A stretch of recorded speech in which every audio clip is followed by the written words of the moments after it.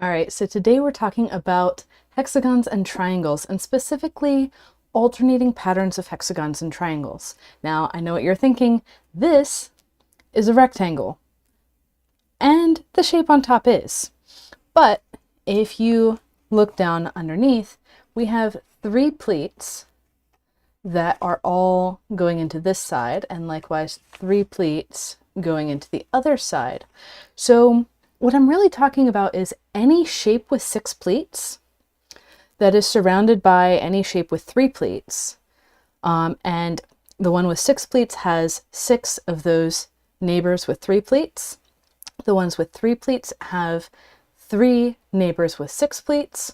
And that's the structure we're talking about. I call it the hexagons and triangles six-fold tiling.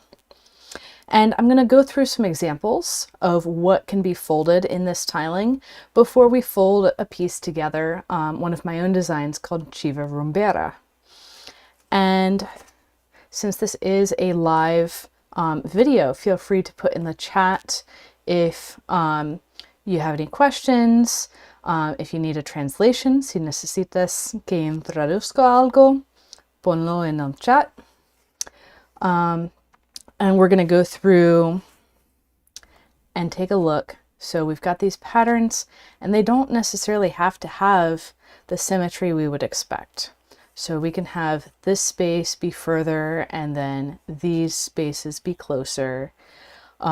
We can have different choices of twists. We don't just have to have one hexagon and one triangle.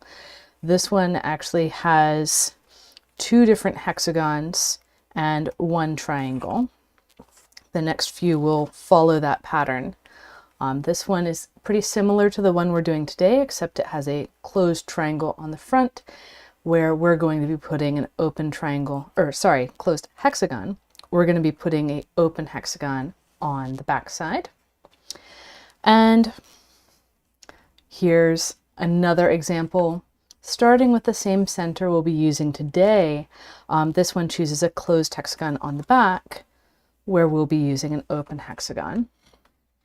And we can just go down the list. There's all kinds of options in this same structure. And here I'm getting into another hybrid hexagon twist, where we have two pleats at each of these triangle's corners, which makes it six pleats total, acts like a hexagon in the broader pattern. And so again, just going through, there's all of these different options, and every single one of them is folded in the same order. So we start folding in the center, and then fold out from there and add a ring around the center, and then the next ring around the center, and then the next ring around the center. And each of these rings around the center is adding the next round of hexagon twists. Now I know the things I'm pointing at here don't all look like hexagons, but they do have six pleats, and so they count. And we're doing the same process for every single one of these tessellations. And this is why I'm able to come on and teach things like last week that I'd never taught before. This is a close relative of what we'll be doing today. It has the same center to here, but a different choice of triangle there. So we'll be doing a slightly different version. And there's infinitely many options just in this tiling. Like once you start using the hybrid hexagon twists and placing these symmetry points further and further out, like there's a whole other bunch of patterns that I'm not showing right now. You can get some pretty crazy patterns, and they're all straightforward to fold. Of course, once you have the skills of folding densely, like I teach in my series on flagstone tessellations. So coming in and starting with our grid, I've got a grid with 48 divisions from side to opposite side. That's the same as saying 48 divisions from corner to opposite corner, because these grid divisions are parallel to the edge of the paper. As a side note, if the grid divisions are not parallel to the edge of the paper, then that statement no longer holds. And what we're going to do is start with an open hexagon twist. So with an open hexagon twist, the folds, the mountain folds, are going to come out and hit near the right side corner of the paper, one spacing above the corner. And I'm going to stay zoomed out until we get this twist in place, so you can have a chance of seeing what's going on at the corners of the paper. So I've got my mountain fold coming in, touching one space above the corner. My valley is one space above that. And I'm going to do that for all 6 of my corners. So I'm really referencing this twist from the corners, and I don't need to find the center of the paper. It's just going to be centered, given that I'm treating all of the corners the same.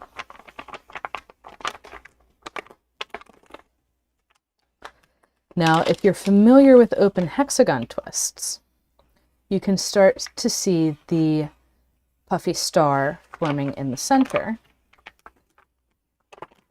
And I'm using that as a guide for where I'm placing these final pleats.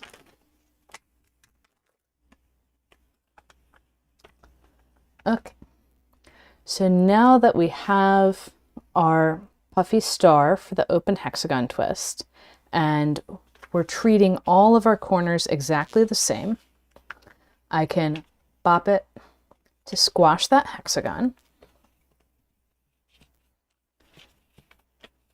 And by the way, I'm demonstrating today with on this larger grid with all simple hexagon and triangle twists, but at the end, I'm going to show a work in progress that I have that uses hybrid hexagon twists. So here we are, and yeah, question in the chat, will this be available recorded later? Yes, and it will be at the same link. And we've got our open hexagon here, and we're going to put closed triangles next to it at tube pleat spacing. And I'm going to teach this a little bit differently to emphasize that whenever we're adding a new hexagon outside of our central hexagon, we're going to be adding 2 triangles to get that into place. So I'm going to grab my pens and I'm going to mark a valley fold. So I use blue dashed lines for valley folds. That's going to be one spacing past the folded existing mountain.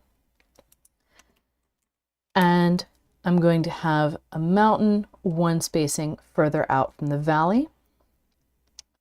We're going to identify this point where the mountain hits the existing folded mountain as our target grid intersection. And I will bring up my new pleat and then open the old pleat, at least the part that goes past my target grid intersection,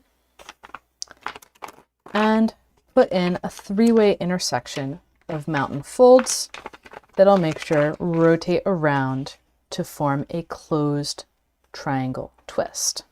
Now we'll see in just a second what I mean by open and closed. So squashing that down, one feature that I want to identify here is these 2 mountain folds are touching each other, and that's a condition that I call a tube pleat. So when I'm talking about a tube pleat, I mean that either the mountains are touching each other on this side or the valleys are touching each other on the opposite side. For right now, I'm going to rotate the paper so we're considering the bottom of pleat of the tube. And I'm going to do exactly the same thing. I'm going to mark a valley one space out from the folded mountain, a mountain one space further than that.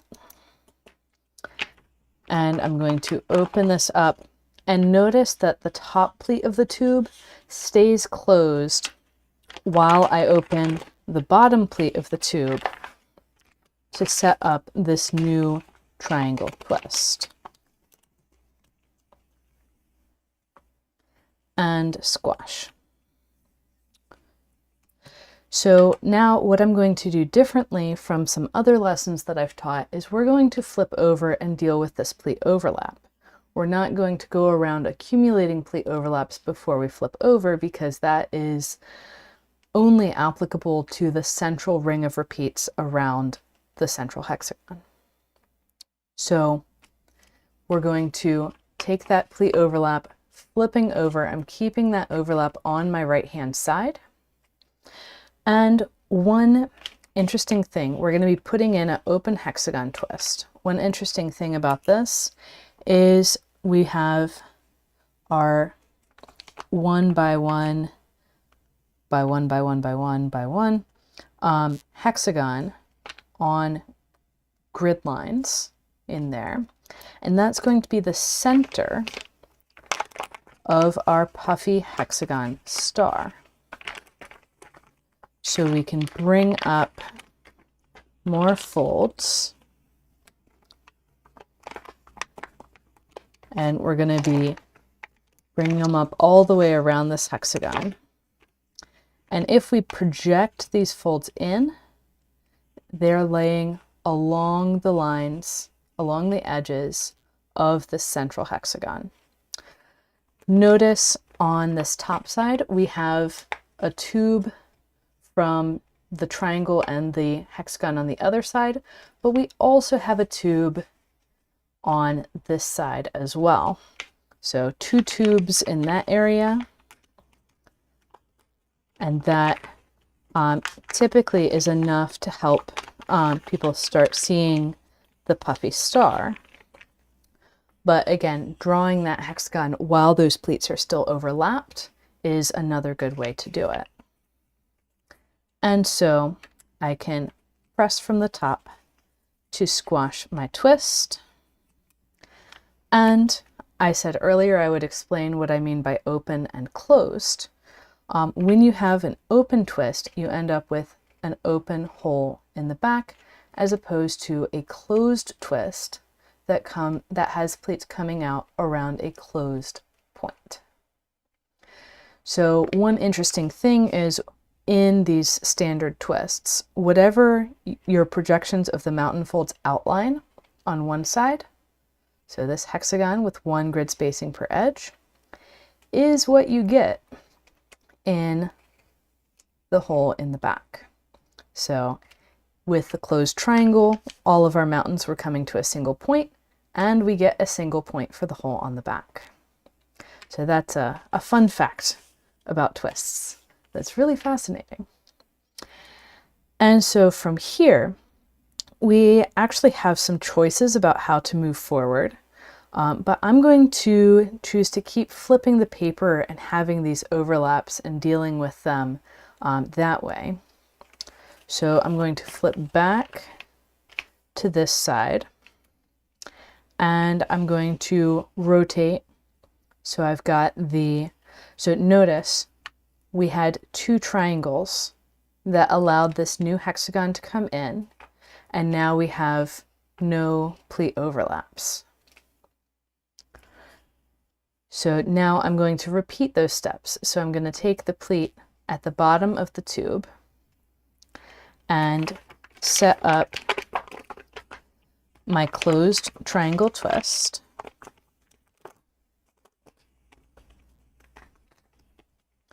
And squash.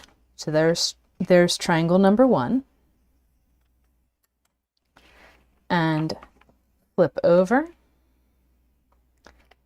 And now I have my pleat overlap. I can draw on my target hexagon for that puffy star. And as I open this up, one of the first things I want to do is run a pleat down this way. Now this is running straight into a pleat from the existing hexagon. And there was a tessellation that I showed you earlier where it has a closed triangle on this side in that space. But what we're doing today is letting this mountain fold that comes down pass under, and we're going to wrap the triangle around. So this is a move that's tricky at first, but once you get used to it, it's straightforward. So I'm leaving the pleat on top closed. I'm paying attention to where this mountain fold is coming down, where that mountain hits the folded mountain of the pleat that's closed. We're going to have a third direction of mountain shooting off, and we're going to push the extension of the, in this case, horizontal pleat down flat, so we can wrap that around and lay everything down flat. So next up, we can use our reference that we learned from the last hexagon and say, okay, up here we're going to have a tube as well.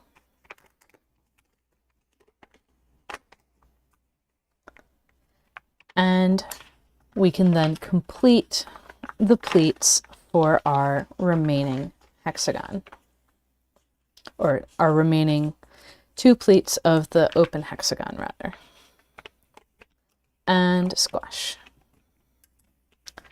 So now when we, looking at this triangle wrap, when we grab that and flip back over, I can take this pleat that's free to move, because what we did is we set up a closed triangle from the other side with all of these folds as valleys. And we're just going to flip that pleat over and squash our new triangle. So triangle number 2 of this hexagon. And I'm going to repeat once more exactly those steps again. So I'm rotating, taking the bottom pleat of this tube between the previous triangle and the central hexagon, folding a closed triangle twist, flipping over, opening things up,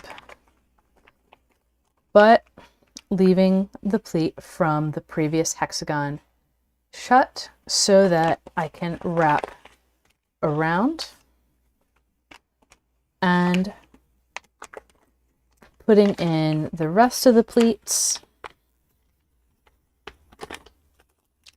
around this hexagon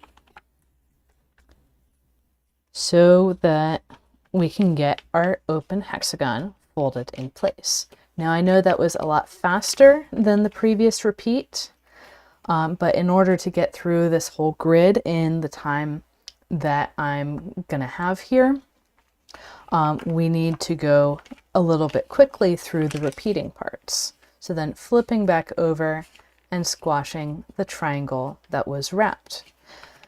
So next I'm going to show, actually for this first repeat around the center, I'm going to keep things as we've been doing them.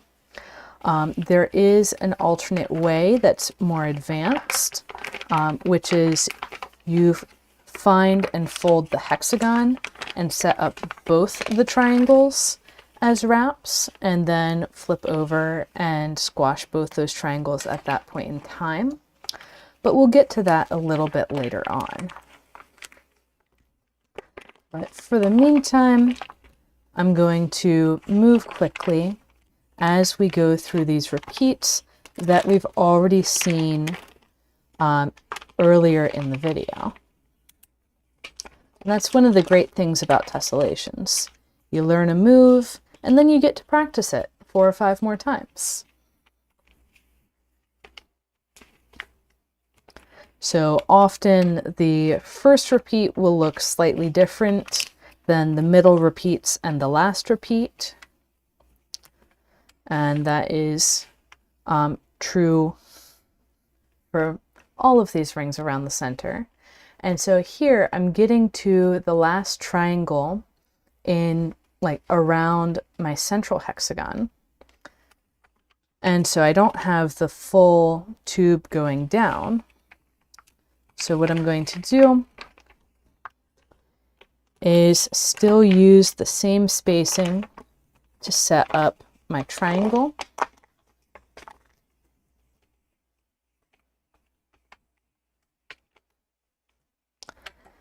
And then I'm going to flip and put in my next hexagon and the triangle wrap that's outside it. There, it's giving me a bit of trouble, so I'm actually going to put in this pleat that's going to make a tube with the pleat from the triangle I just folded first, which is going to let my paper, on screen, Madonna, on screen, is going to let my paper shift around so it's a bit happier about doing this wrap, at least in theory. Turns out it was not happy at all about doing the wrap, so I'm going to flip over and make it play nice from that side. And flip back, make sure I didn't move anything that I needed to be in one place. And it is indeed still in the same place. And I can bring up the rest of my pleats. And squash. So from here, I'm going to flip back so I can squash my triangle. And squash that there. And here, I know I need an open hexagon on the opposite side in this intersection. And I'm going to need 2 triangles, one on either side. Well, it's actually going to be on this pleat, to finish things off, to make things the same everywhere. So you notice we have these tubes that are capped by triangles. Well, we need that cap on this tube and on this tube. And so there's 2 ways of doing this, from this side of the paper and from the opposite side of the paper. And what I'm going to do is first open up this tube, and specifically I'm targeting this intersection here because the ordering of those pleats is not helpful for putting in the open hexagon. So I'm opening this up and letting the valley of this pleat on top go through first. And then I'm popping things down, and I'm going to go ahead and say, I know that this needs to be a tube. It's a tube everywhere else. This needs to be a tube, and it's going to have a triangle on this side. So I can lift this pleat, letting the mountain of the tube come through and erasing the extension out there. And I'm going to take this 3-way intersection of mountains that I have here and lay it down as just a 3-way intersection. I don't need to twist and squash right now because this area under here is very 3D. And the next thing I can do is I can actually do the same up above. And to make sure I'm putting this in the right place, I can say, okay, how long along these tubes do I go from where the pleat comes out from under the previous triangle to where I hit the center of the next triangle? And that's going to be 1, 2, 3, 4 to the corner, 5 to the center. So I can say 1, 2, 3, 4 to the corner, which is going to be my valley, 5 to the center, which is my mountain. And now that one is set up as well. And notice I've got one grid spacing on each of these edges of the open hexagon hole. And if you're really familiar with open hexagons, you can go ahead and set up the rest of the pleats from here, but I'm going to flip over to the other side and finish my remaining 2 pleats from there. So now everything except for this hexagon puff is flat. And I can safely squash my hexagon.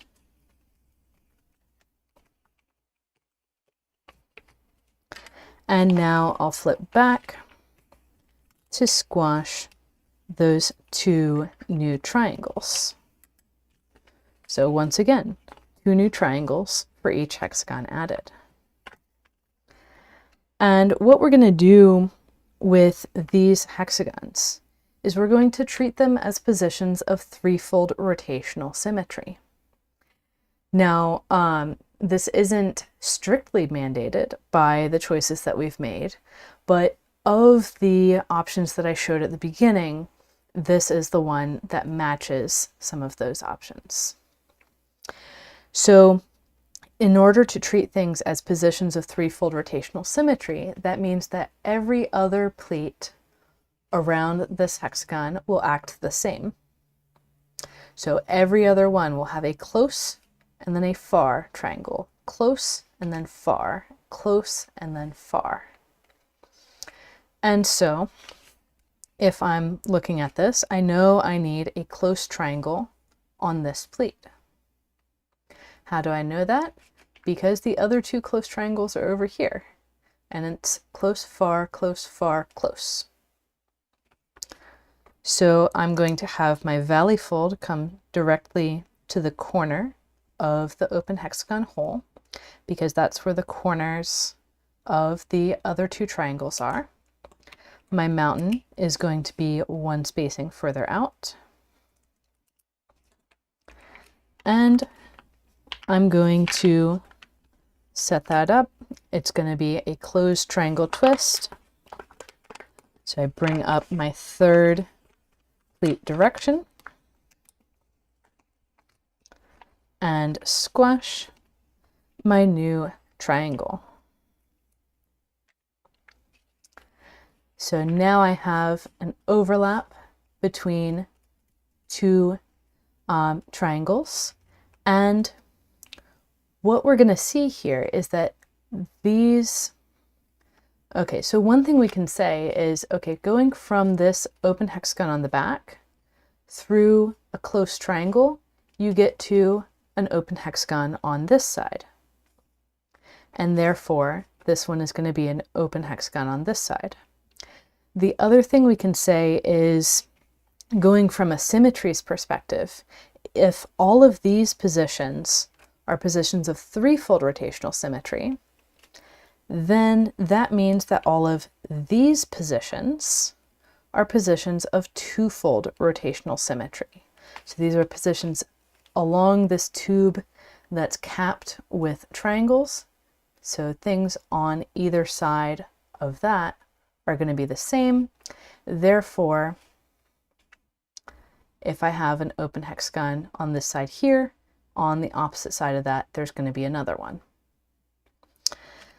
And so we can take all those lines of evidence and say, I'm going to need an open hexagon on this side right here.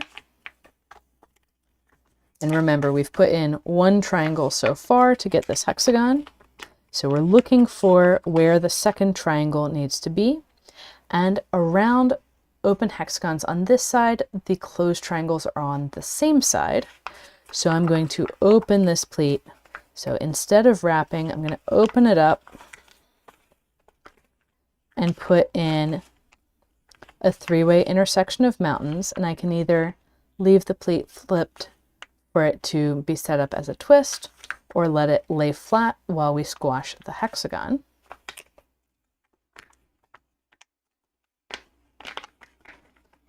And I'm going to set up the rest of that open hexagon twist and squash it flat.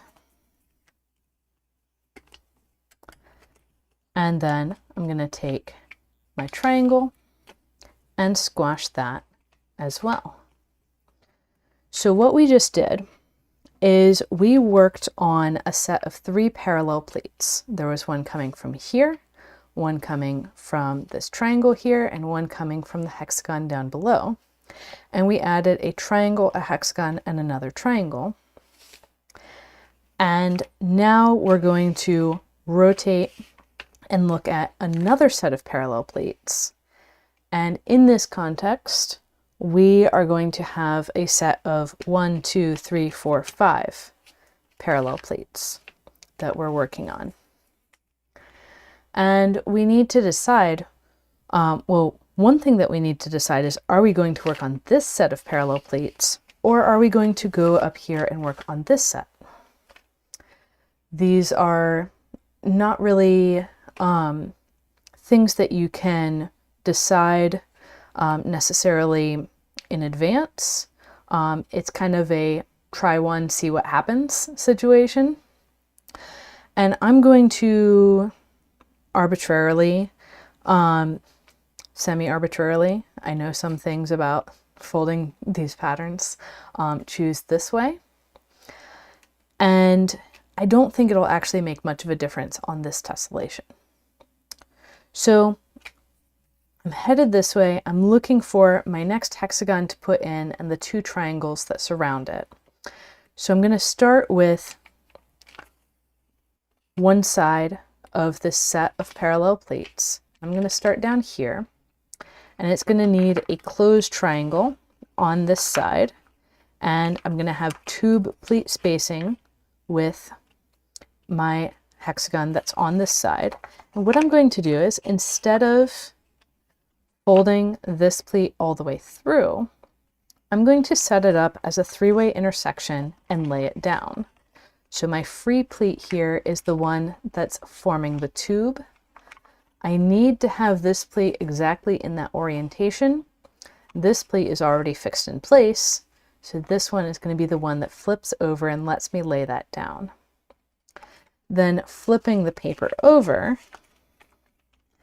I can finish putting in the open hexagon twist on this side, and notice as I send a pleat down, I'm going to wrap it. And when I wrap that twist, or when I wrap around that pleat, this is going to create new pleat overlaps. And notice that the triangle that we set up before appears as a wrap from this side.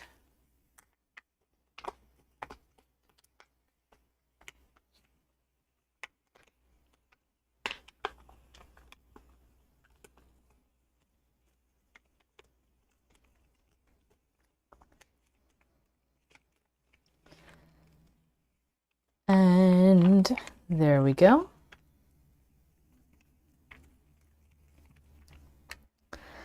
And we can see this is shaping up to be exactly the same as we had in the center. So now that I've got my hexagon, I'm going to flip over and squash those 2 triangles that allowed me to put it there.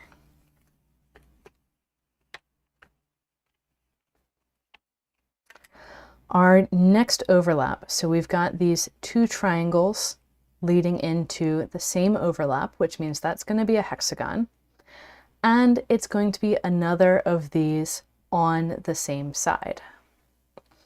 So we can use multiple lines of evidence for that. This is our 3-fold rotationally symmetric point. Whatever is on one side is on, like, skip one, then the next, skip one, then the next, and we have these triangles leading into open hexagons on the same side for all these cases. And question in the chat of what size grid am I using? I'm using 48 divisions here. If you use 32, you won't get, or you'll already be hitting the edge. So 2, 4, 6, yeah, you'll get this far with 32 divisions. And so in here, I'm opening up, and I know that all of my triangles are going to be on this same side because all of the triangles in the pattern are on the same side. And so I can set up this triangle here, and also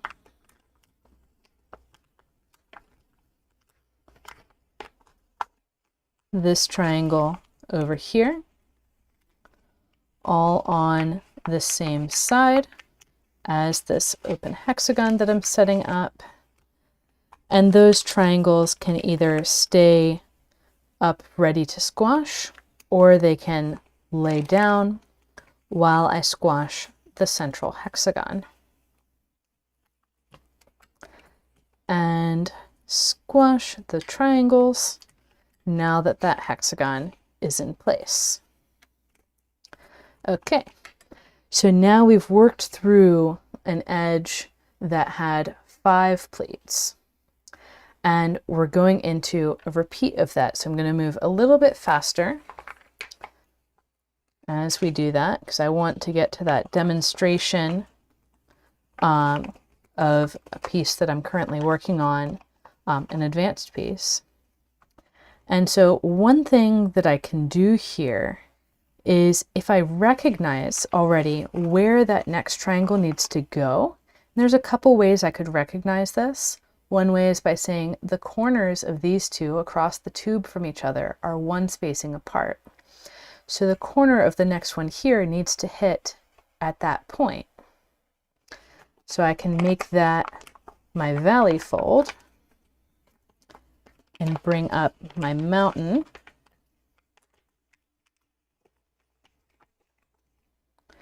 And then flip over and finish setting up the rest of the open hexagon twist.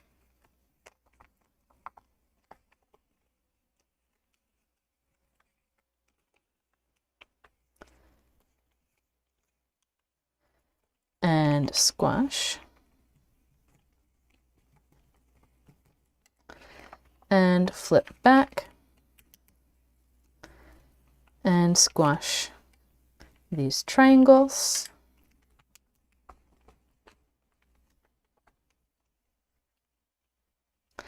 And now I have the hexagon on this side that I'm going to set up with a triangle on either side. One of the convenient things about this particular pattern is that it does use tube pleats everywhere. So if you ever find yourself with, say, 3 spaces between 2 mountains or 2 valleys, you might want to double check what you're doing.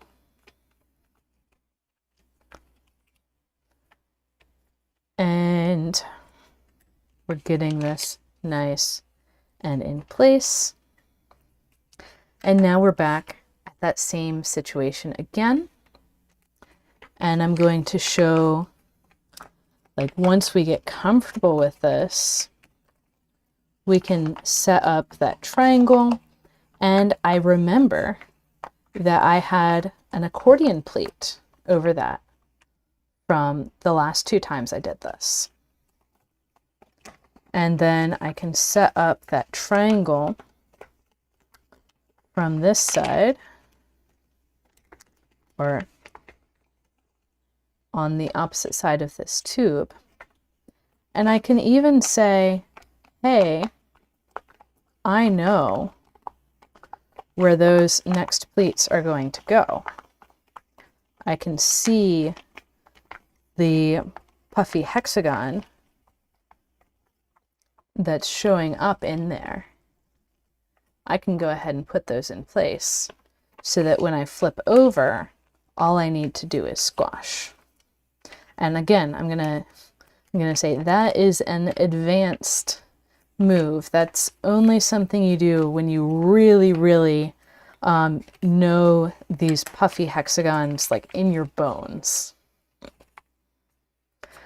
So that's what's going on with that one. And then opening this up to put in my open hexagon on this side. So in this ring around the center, we're alternating which side we put our hexagons in on. Or rather, which side of the paper the hexagon is squashed on. Because you just saw I can set up a hexagon from either side of the paper, regardless of which side it's squashed on.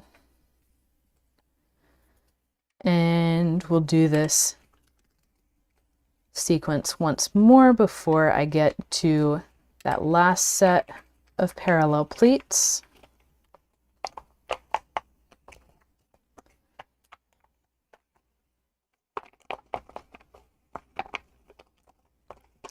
And yes, this is being filmed live. There's no time lapse going on here. I'm just folding quickly through this part.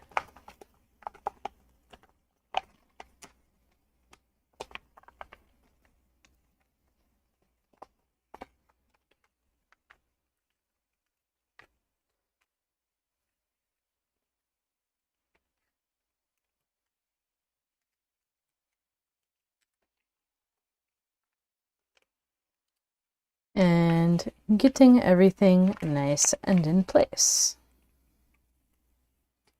So one thing that you'll see when you fold a lot of these different tessellations like this with different choices for the hexagons is that when you are making a choice of a second hexagon and treating that as a position of threefold rotational symmetry like we are here, then you're going to have a pattern. Like as you fold more repeats, you're going to see like, okay, that first ring around the center, I only had my second choice of hexagon. And then in the next ring around the center, I'm going to have an alternation between my first and second choices of hexagon. And then in the next ring around the center, I'm going to have, let's see, it's going to be I think it might all be the second choice again, but we will find out in a moment. And so coming around here, now I have extra pleats, but I'm going to go about things in the same way. I'm going to set up my triangles, my two triangles around my new hexagon.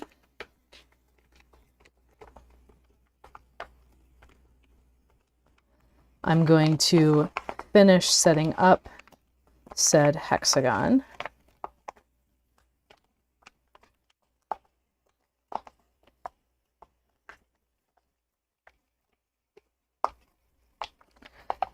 And then I'm going to squash the hexagon.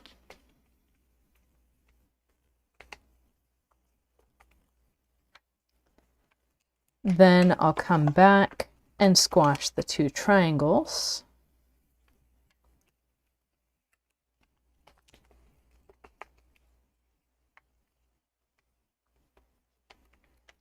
And then I'll look for my next hexagon. Open things up so I can get that. And while I'm setting up that hexagon, I'm also finding the two triangles that go with it.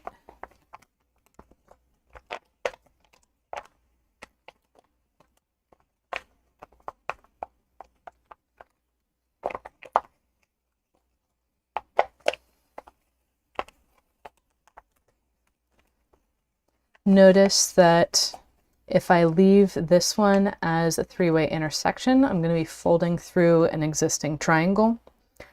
It doesn't really matter if I do or not, because these triangles, and actually these hexagons as well, are have the grid lines inside lined up with the grid lines outside after they're squashed. So even if you fold a pleat through them, you're not going to add any new folds. It's going to be a lot of layers though. That's one of the many convenient things about working with open hexagon and closed triangle twists. So now for our final hexagon of this ring around the center, I'm looking for triangle 1, and I'll figure out triangle 2, which is going to be, actually it's going to be over here,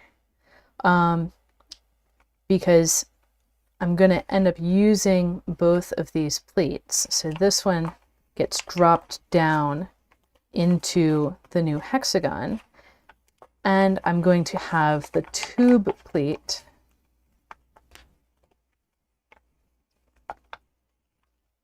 relative to this hexagon that's the same as the tube for the central hexagon. And that's going to be my second triangle there. So we've got a close triangle and a far triangle. And I can flip over and get everything in place for squashing my new hexagon.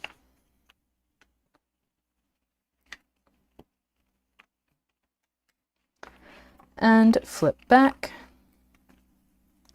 and squash my triangles. So throughout this entire process, what I've been doing is looking for where I'm putting my next hexagon and where my new triangles need to go in order to enable that. So from here, if I want to fold even more repeats, I'm going to find a set of parallel pleats. We did well working around this way, so I'm going to continue doing that. And by the way, when you're looking at what direction you're working around, make sure you're looking at the same side of the paper when you make that judgment. And I have a pleat coming out here, first of the set of parallel pleats, that needs a closed triangle close in to this hole on the back. And so I'm going to go ahead and set that up, and I'm going to let that lay down as a three-way intersection.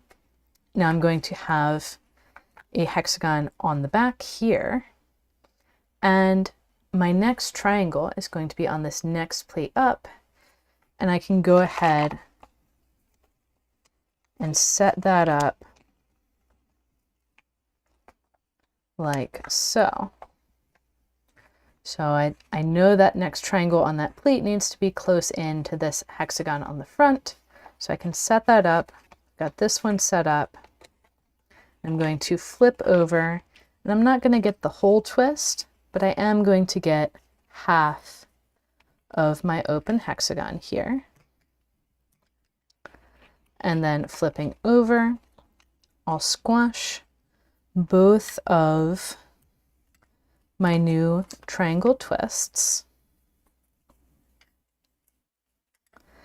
And here I'm going to open things up a little bit. I'm going to push this down. I would have another triangle out here to set up, but the paper is kind of too far away. And I'm going to choose to go and set up my hexagon first. That will tell me exactly where that next triangle needs to be, instead of trying to figure it out from the surrounding pattern. So that's another hexagon on the back side. And flip back. This time I only have one triangle to squash, but that's because the other one was off the edge of the paper. And now I get to continue the cycle.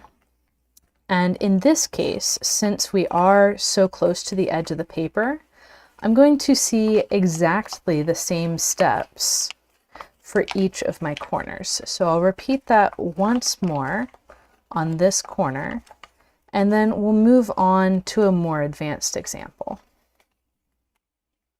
So I've got the half a hexagon here, and flip back.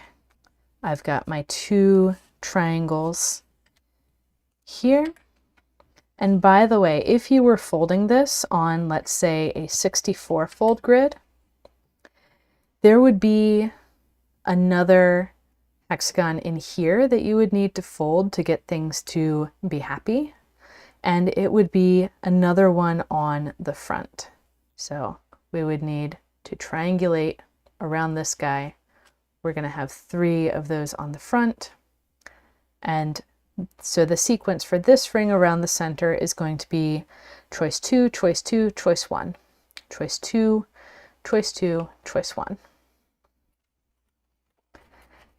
And then, so continuing onwards, I'm going to set up my next hexagon on the back.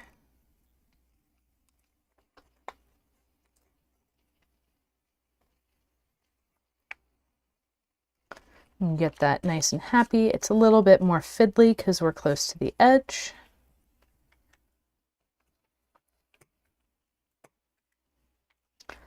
And flip back and squash. Okay. So that is the simpler example for today. Next up, I'm going to grab this pattern that uses these diamonds, these hybrid hexagons. And there's actually 3 different positions of hexagon here. Even though these two are both closed, they're in distinct symmetry positions. So that's fun. And this is a pattern that that you can see I've started folding, but I haven't folded this ring around the center yet. And so we're going to work through that together. I've got a set of parallel pleats. I'm going to be starting from the bottom and working my way up on the right hand side. And one of the reasons why I'm doing that is so that when I have pleats going through things, they won't go through twists. They'll just go through other pleats. So I've got a pleat from a hexagon, a pleat from a triangle, and then the next pleat from a hexagon. The next hexagon is going to go on the pleat from the triangle. And I can see that this kite shape is exactly the same as this kite shape. It's in the same relationship to this hexagon here, and it's in the same relationship to that one there. Same orientation, same everything. And so I can tell that I'm going to have 2 spaces between my mountains there, and my triangle is going to be on the back side. So that's that bit. And then I'm going to have a tube pleat over here. So I'm going to have a valley, pop that down, and set up my wrap in there.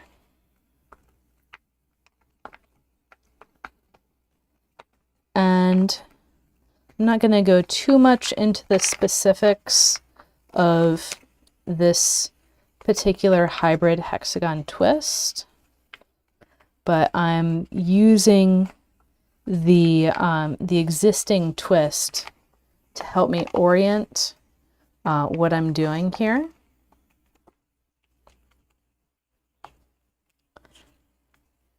so I can get this into place and matching this twist here. So from there, I'm going to squash. Use my bone folder if stuff starts puffing out.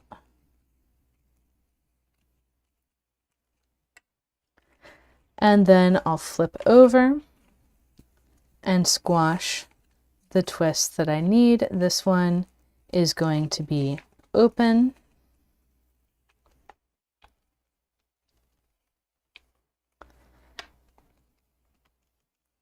And this one will be closed.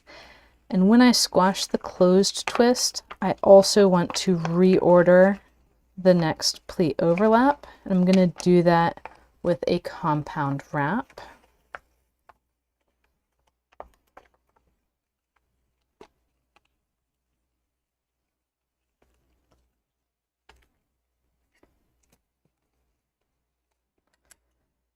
And then I'll flip over, and I need to put my next hexagon in here.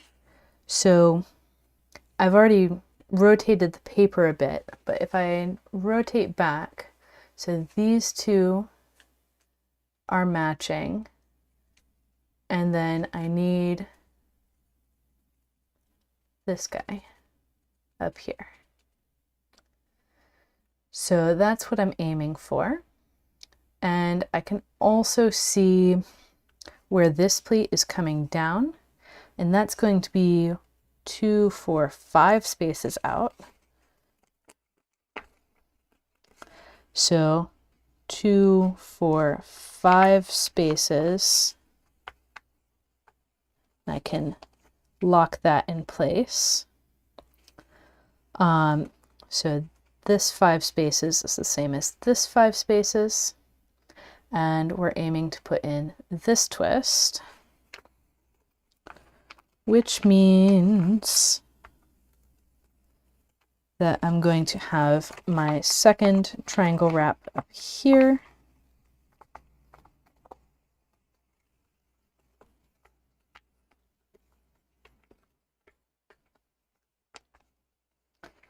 And just getting those pleats in place for the hybrid hexagon twist.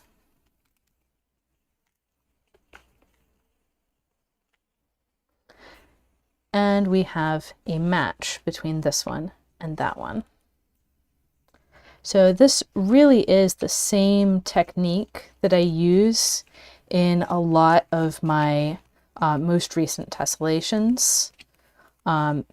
We have like a more extended symmetry here, and yet I'm using the same ideas. And let's see, this is going to be an open triangle.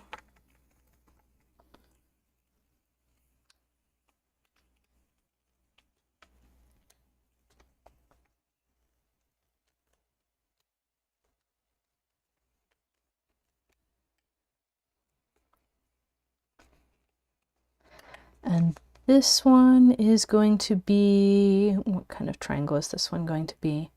Closed, actually. Because I'm looking around my position of threefold rotational symmetry and seeing, okay, there's these 2 closed triangles that matches with this. And then I can go on to the next set of parallel pleats and do basically the same thing again. With this one, I'm going to be making a copy of this twist in the center, and then I'll be going boom, boom, out along these pleats. So that is how this really works for any of these tessellations that use hexagons and triangles in this alternating way, no matter if the symmetry of the actual pattern is alternating or not. We're going to be using these same ideas of we're setting up our hexagon and figuring out where those 2 triangles that border it need to be, and letting those just kind of rest in place for a moment. and then coming back, squashing the hexagon, squashing those triangles, then moving on to those next parallel plates. So I hope that was helpful for y'all in your folding journey. Definitely leave a comment. And if you have any questions, definitely keep commenting. I'm happy to answer questions.